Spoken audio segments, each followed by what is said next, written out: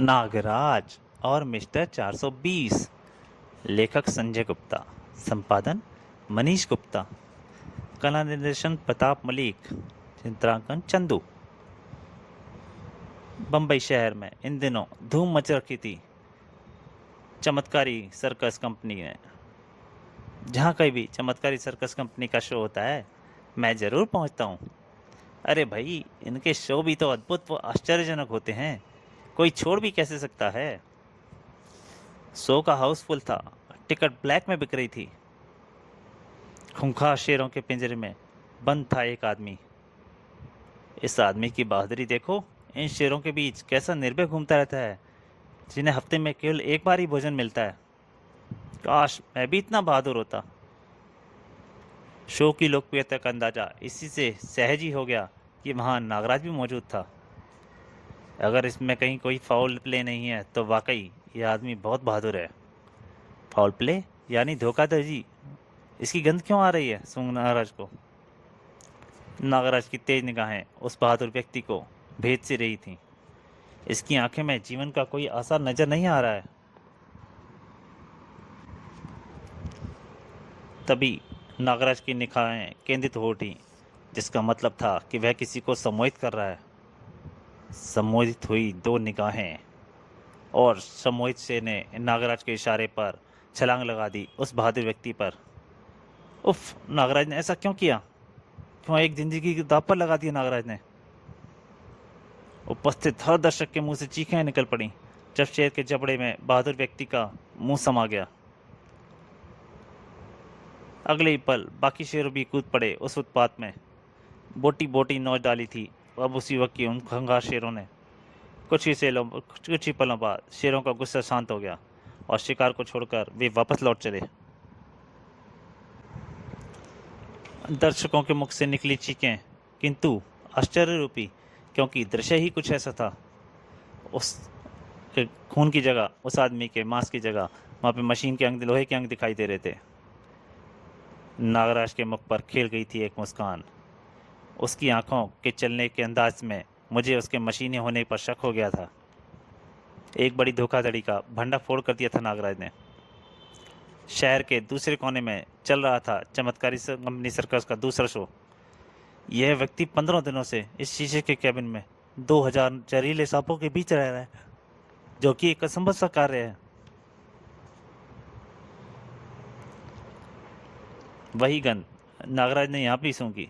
Foul play यानी धोखेबाजी, जिसका पर्दाफाश करके रहूंगा मैं। आंखों में घूम उठे इन घेरों का अभिप्राय है कि नागराज किसी को सम्मोहित कर रहा है। दो निगाहें बंद गई थी उस सम्मोहन में।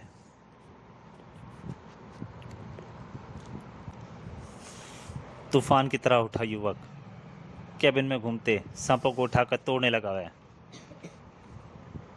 दर्शकों के बीच यह देश सनसनी सी दौड़ गई।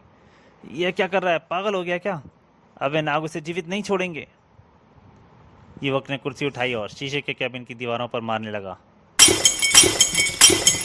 कैबिन से निकलकर नाग दर्शकों की ओर दौड़े। दर्शकों में मच गया हड़कंप, हाहाकार मच गया वहां। किंतु आश्चर्य मिश्रित स्वरों के बीच सब रह गए। अरे रुको रुको, यह तो नकली मशीनी नाग है। अरे हाँ, यह तो मशीनी नाग ही है। एक और बड़ा भंडाफोड़ हुआ था उस दिन नागराज के द्वारा। उसी रात मुंबई की एक ऊंची इमारत के नीचे लगी हुई थी असंख्य लोगों की भीड़। इस 42 मंजिली इमारत की छत से चमत्कारी सर्कस कंपनी का आदमी छलांग लगाकर सही सलामत नीचे पहुंचकर दिखाएगा। उस जाबाज युवक को दर्शकों ने अभिवादित किया। यह आत्महत्या की कोशिश साबित होगी। यह व्यक्ति नीचे जीवित नहीं आ पाएगा। फिर वह छत पर जाने के लिए पलटकर इमारत में प्रविष्ट हो गया। दर्शक सांस रोककर छत पर पहुंचने का इंतजार कर रहे थे उसके। नीचे गिरते ही शरीर के चीथड़े उड़ जाएंगे। उफ, मैं यह दृश्य कैसे देखूंगा? यहाँ क्या घोटाला हो सकता है? नागराज का सोचना भी गलत साबित हो सकता है क्या कभी?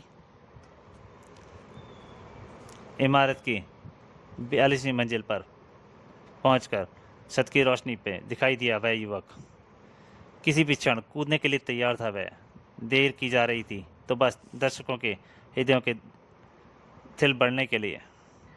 अचानक नागराज की निगाहें घूमी पिछली इमारत की तरफ। इस व्यक्ति पर रोशनी उस इमारत की छत से फेंकी जा रही है। भीड़ से निकला नागराज कुछ क्षण पश्चात वह उस इमारत के निकट तक पहुंच गया, लिफ्ट तक पहुंच गया। लगता है इस फाउल प्ले का पर्दाफाश यानी घोटाला का पर्दाफाश भी मैं ही करूंगा। दिलों में खेलता रोमांच जब अपनी चरम सीमा पर पहुंचा, जमा जीवक कूद पड़ा था छत पर से। किंतु तभी उसका जमीन की ओर गिरता शरीर हवा में ही स्थिर हो गया। दर्शकों में मची खलबली। अरे ये क्या, यही वो हवा में ही कैसे लटका रह गया? कुछ देर पश्चात दर्शकों की भीड़ को चीरता नागराज पहुंचा इमारत के सामने। उपस्थित दर्शकों, आप जिसे हवा में अटका शरीर समझ रहे हैं, वह वास्तव में उस सामने वाले युवक की इमारत से प्रक्षेपित किया जा रहा वह जमा जीवक की तिरहमी अक्स है। नागराज की सूचना पाकर वहां पहुंच चुकी पुलिस ने गिरफ्तार कर लिया चमत्कारी सर्कस कंपनी के सभी कर्मचारियों को और इमारत में छिपे उस जमा युवक को भी। चमत्कारी सर्कस कंपनी की आड़ में चल रही थी किसी बड़ी यह 400 बीसी का भंडाफोड़ करूंगा। मैं उसके सेना को भी शीघ्र पकड़वाऊंगा। शहर में हुए इस कांड से मची हुई थी कड़ी तीव्र खलबली, कहीं तीव्र खलबली। चमत्कारी सर्कस कंपनी के नाम से घोटाले करने वाले उस 420 व्यक्ति मिस्टर अंटे की तलाश में अब पुलिस फाइल में जिसका नाम रख गया है मिस्टर 420, रिमोट का बटन दबा और छपाक से स्क्रीन पर छा गया अंधेरा। मिस्टर 420 नाम दिया है हमें। जेंटलमैन, आपने देखा किस तरह नागराज ने हमारे सभी धंधे बंद कराए जिससे हमें प्राप्त होता था पैसा, जिसकी बदौलत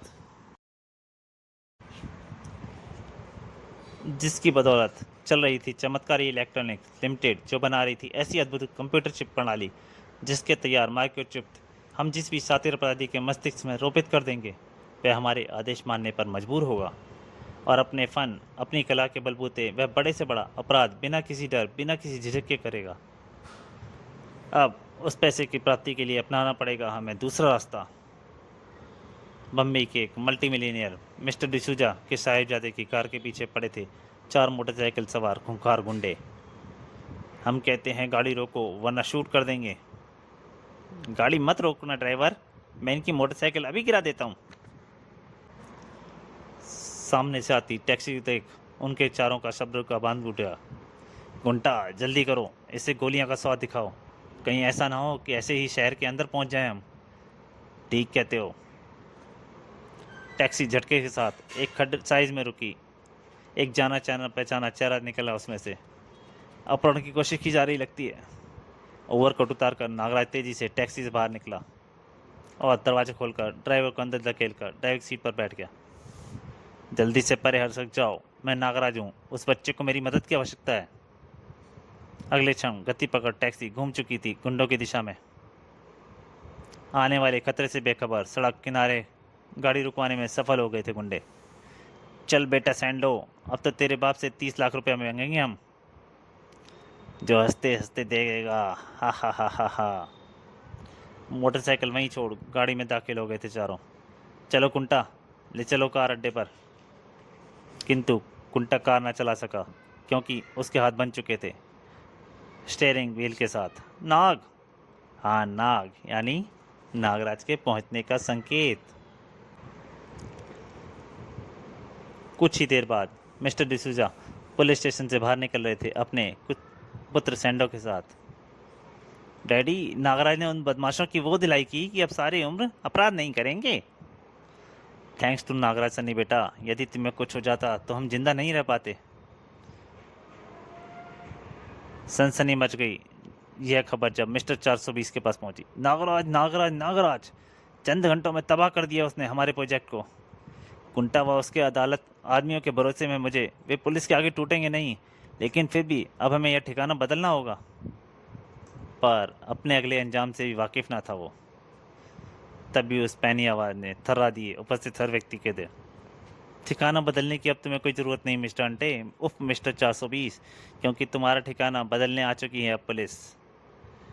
क्रोध से उबल उठा मिस्टर 420 को देखकर, नागराज को देखकर। नागराज! सलाखों के पीछे पहुंचे चमत्कारी इलेक्ट्रॉन लिमिटेड के सभी चेहरे। नागराज! सियार के समान जब शिकार को चबाता चला गया था, अत्यधिक क्रोध। मिस्टर डिसूजा के घर शानदार डिनर पर आते था नागराज। मिस्टर डिसूजा, आपके चैरिटी अनाथालयों व अस्पतालों के बारे में बहुत सुना है मैंने। कल सुबह मैं आपको अपने सभी अनाथालयों व अस्पतालों में दिखाने के लिए चलूँगा। सैंडो डिसूजा को बहुत सी बातें कुछ ही देर में आराम से कट गई। वह बातें करते करते अगले दिन मिस्टर डिसूजा नागराज को ले चले दिखाने डिसूजा चैरिटेबल अस्पताल व अनाथालय। नागराज, इनकम टैक्स देने के बाद मेरी कमाई का 70% हिस्सा चैरिटी काम आता है। आप धन्य हैं मिस्टर डिसूजा, जो गरीबों के लिए ही कमाते हैं। इन ज़रूरतमंदों को मिले मुफ्त इलाज व दवा के बदले निकलती इनकी लाखों दुआएं आपकी ज़िंदगी को खुशियों में भर देंगी। इनकी दुआओं का नतीजा है नागराज, जो सैंडो को बचाने तुम पहुंच गए। अस्पताल से निकलकर कार में सवार हुए और डिसूजा चैरिटेबल अनाथालय पहुंचे। अंधे बच्चे? नागराज, इस अनाथालय में बहुत से अंधे बच्चे पल रहे हैं। हाँ, अंधे बच्चे। हमारे डॉक्टरों के शोध के बाद ये निष्कर्ष निकाला है कि इनकी नोरका नस्ल के सांप का विष इस्तेमाल किया जाए तो इन बच्चों के रेटिना पर बड़ा जाला काटा जा सकता है, इनकी आंखों में रोशनी लाई जा सकती है, किंतु मोरका नस्ल के सांप मुहैया ना हो पाने की स्थिति में यह असंभव ही है, यही ना? नागराज के दौड़ से निकले। मैं ला कर दूंगा तुम्हें मोरका नस्ल के नाग का विष, किंतु इस कार्य में 10 दिन लगेंगे। ओह नागराज, अगर यह संभव हो पाया तो डिसूजा तुम्हारा गुलाम हो जाएगा। डिसूजा, तुम महान आदमी हो, तुम्हारी आत्मा, तुम्हारे विचार सब महान है। उसी दिन नागराज ने विदा ली डिसूजा व सैंडो के नागमणि द्वीप के लिए। डिसूजा, मैं जा रहा हूँ, जल्दी लौटूंगा। अपने डॉक्टरों से कहना तैयार रहें, हमें तुम्हारा बहुत इंतजार रहेगा नागराज। हेलीकॉप्टर उड़ चला। मोरका नस्ल के नाग केवल नागमणि द्वीप में ही रह रहे हैं, वह भी सीमित संख्या में। इस युग का वातावरण उन्हें नामाफिक नहीं आता, इसलिए वे खत्म होते जा रहे हैं, किंतु मानव के नाते मैं उन्हें बेच देने के लिए राजी कर लूँगा। इधर मुकदमा चला मिस्टर 420 पर और सजा काटने के लिए उसे व उसके वैज्ञानिक साथियों को एक सुरक्षित जेल में भेज दिया गया। देश भर के शातिर व खूंखार अपराधी थे इस जेल में। हर जेल में एक दादा होता है जिसका हुक्म अन्य सभी कैदी मानते हैं। कौन लड़ रहा है यह जेल में? साले नया है तभी नहीं मालूम, दादा पेड्रो है जेल में, जेलर की नहीं, उसकी हुकूमत चलती है। पास आए तो सलाम ठोकियो वरना ठोक देगा, समझा? हाथों को सीखता हुआ आगे बढ़ा हुआ दादा पेड्रो। कोई और है जो लकारेगा दादा पेड्रो को? हर चेहरे पर दौड़ रही थी हवाइयाँ। उसी दिन जेल में एक सुनसान कोने में हुई एक बड़ी डील। तुम्हारा प्लान जरूर सफल होगा, इसी में तुम्हारा और हमारे साथियों का फायदा है। रात्रि के भोजन में सभी इकट्ठे हुए, सभी कैदी खड़े थे पंक्तिबद्ध। क्या देरी है, भूख के मारे जान निकल रही है। चुप मूर्ख, पहले दादा खाना खाने आएगा। भूख के मारे जान निकल रही थी मिस्टर 420 की। बेलाइन तोड़ बाहर निकल आया। मैं नहीं रुक सकता किसी के लिए, देख लूँगा तुम्हारे पेड्रो को भी। आगे के खौफनाक परिमाणों से दहल गया प्रत्येक कैदी का दिल। वह जैसे ही घूमा, एक जबरदस्त ठोकर ने उसकी प्लेट उछल फेंकी। आज कुछ ज़्यादा ही खौफनाक था दादा पेड्रो का स्वर।